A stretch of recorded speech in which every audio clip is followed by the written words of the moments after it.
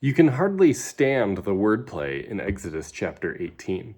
Hi everyone, this is R.A. Sweeney. Welcome to Wordplay in the Word, where I just bring out some interesting nuances and wordplay in the original languages of the Bible, between some of the languages, and just things you might not notice if you are only reading in English. Today, I wanted to focus on the story of the advice that Moses' father-in-law gives him when he is bringing judgments for all the people of Israel. So we're told in the story that everybody was coming to Moses for him to settle disputes and to judge between different people and just things like that. So there's these huge lines of people just waiting for Moses to decide their case or to settle their case. So there's just lines to go see the judge, basically. And Moses' father-in-law comes and he says, the thing you're doing is not good. Here's what I think you should do. And he advises him to pick a bunch of other people to be judges of smaller groups, so that, basically like our criminal justice system works in the US, where you've got the local courts and then there's the higher courts and the higher courts and the higher courts, so that the highest courts are only taking the things that have been seen by the lower courts, and they didn't get the solution that needed to happen. So that's what he advises him to do, but it's really funny because the language says that people were standing waiting for Moses.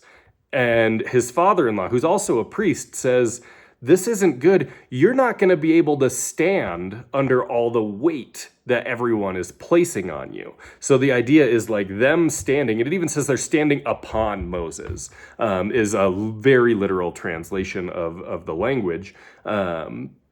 Meaning that they're standing in front of him and waiting for him to address them. But it says they're standing upon him. You're not going to be able to carry that weight. It's going to be too heavy, so you will not be able to stand.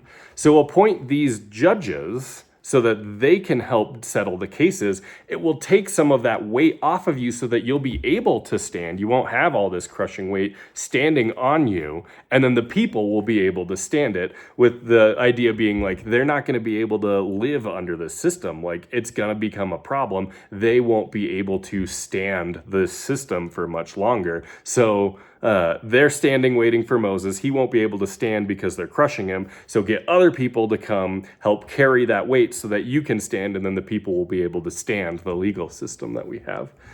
So just a lot of interesting ways that the stand gets mixed around in there and played out. I thought was really interesting.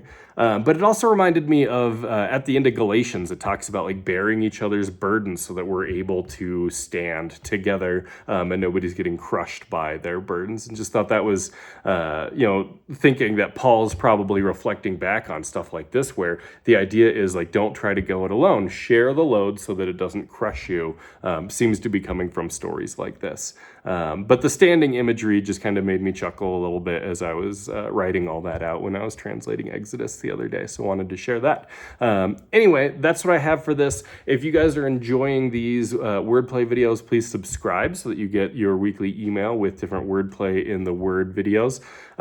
If you know other people that would like them, be sharing. Likes help other people find these things. So I'd really appreciate you guys doing whatever you can to help spread the word on the Wordplay in the Word series. But for now, thank you all for being here. We'll see you next time.